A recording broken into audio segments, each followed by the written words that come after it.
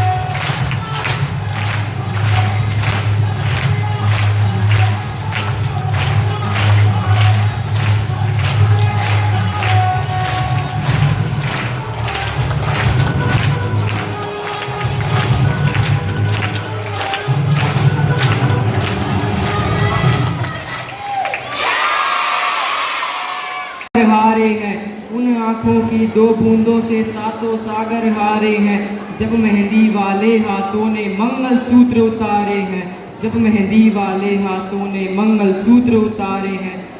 गीली मेहंदी रोई होगी छिपकर घर के कोने में, ताज़ा काजल छूटा होगा चुपके चुपके रोने में, जब बेटे की अर्थी आई होगी सूने आंगन में, शायद दूध उतर आया हो बूढ़ी माँ के दामन में, शायद दूध उतर आया हो बूढ़ी माँ के दामन में। वो विधवा पूरी दुनिया का बोझा सिर ले सकती है, वो विधवा पूरी दुनिया का बोझा सिर ले सकती है, जो अपने पति की अर्थी को कंधा दे सकती है, जो अपने पति की अर्थी को कंधा दे सकती है। मैं ऐसी हर देवी के चरणों में शीश झुकाता हूँ, मैं ऐसी हर देवी के चरणों में शीश झुकाता हूँ, इसलिए मैं कविता को हथियार बना के गाता हूँ, इसलिए मैं कविता को हथियार बना के गाता हूँ। जिन बेटों ने पर्वत काटे हैं अपने नाखूनों से, जिन बेटों ने पर्वत काटे हैं अपने नाखूनों से, उनकी कोई मांग नहीं है दिल्ली के कानूनों से, उनकी कोई मांग नहीं है दिल्ली के कानूनों से। जो सैनिक सीमा रेखा पर ध्रुव तारा बन जाता है, जो सैनिक सीमा रेखा पर ध्रुव तारा बन जाता है, उस कुर्बानी के दीपक से सूरज भी शर्माता है, उस कुर्बानी के दीपक से सूरज भी शर्माता है। गर्म दहानों पर तोपों की जो सीने अड़ जाते हैं, गर्म दहानों पर तोपों की जो सीने अड़ जाते हैं, उनकी गाथा लिखने को अंबर छोटे पड़ जाते हैं, उनकी गाथा लिखने को अंबर छोटे पड़ जाते हैं। उनके लिए पर्वत भी अपने उनके लिए पर्वत कंधा देने को झुक जाते हैं। कुछ पल सागर की लहरों का गर्जन भी रुक जाता है, कुछ पल सागर की लहरों का गर्जन भी रुक जाता है। उस सैनिक के शव का दर्शन तीर्थ जैसा होता है, उस सैनिक के शव का दर्शन तीर्थ जैसा होता है। चित्र शहीदों का मंदिर में मूर्त जैसा होता है, चित्र शहीदों का मंदिर में मूर्त जैसा होता है।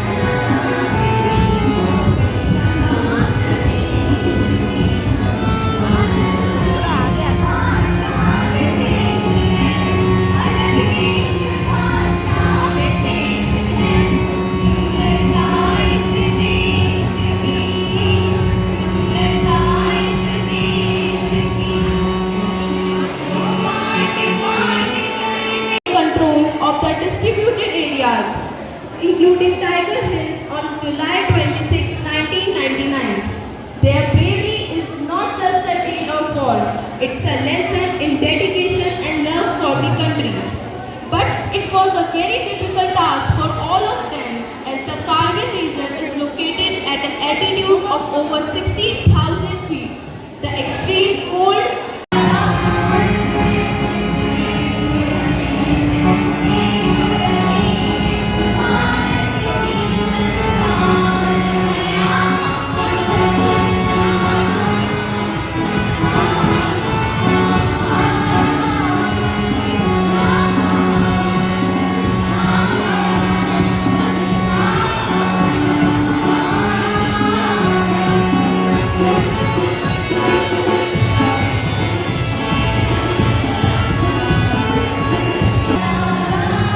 Good morning, students.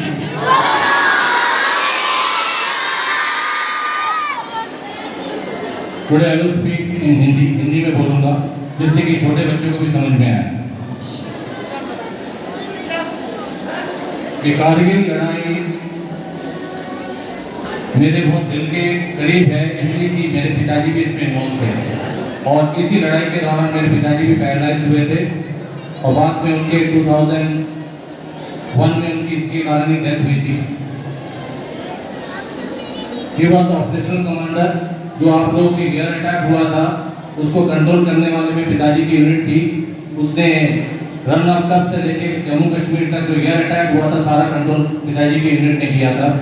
तो मैं उस दौरान जो है कारगिल लड़ाई में 501 SU बरनाला में यूनिट है, वहाँ पर मैं था पिताजी के साथ और जब शॉर्टेज लगते थे मुझे याद है कि हम लोग किस तरह से बंकर में बिताते समय।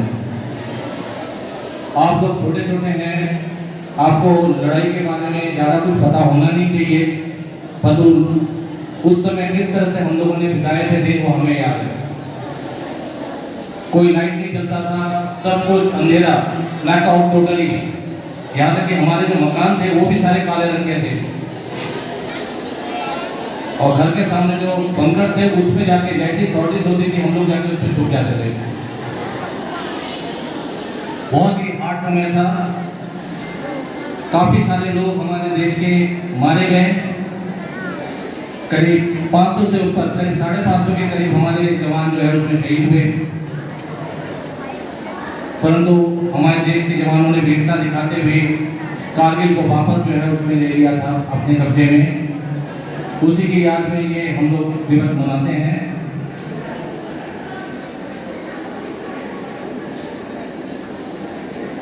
लड़ाई जो है शुरू किसने किया था, अंत किसने किया था, ये सेकेंडरी मैटर है, परंतु मेरे हिसाब से लड़ाई होना नहीं चाहिए। हम लोग यहाँ पर आराम से बैठे हुए अपने घरों में, परंतु उन परिवारों के बारे में सोचो जिनका आदमी जो है वहाँ पर शहीद हुआ था, जिनके माँ बाप मारे गए थे, जिन्होंने अपने पति को खोया था, जिसने अपने बेटे को खोया था। इतना आसान नहीं होता। हम लोग कहते हैं कि लड़ाई हो जानी चाहिए, लड़ाई हो जानी चाहिए। लड़ाई होता है तो कितने घर बर्बाद होते हैं ये हमने देखा हुआ है।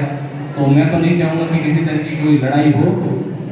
हमारा देश जो है शांति से रहे, हमारे देश की जो है बॉर्डर सुरक्षित रहे, इसी कामना के साथ जो है मैं अपने वाणी को विराम देता हूँ। धन्यवाद। Thank you all.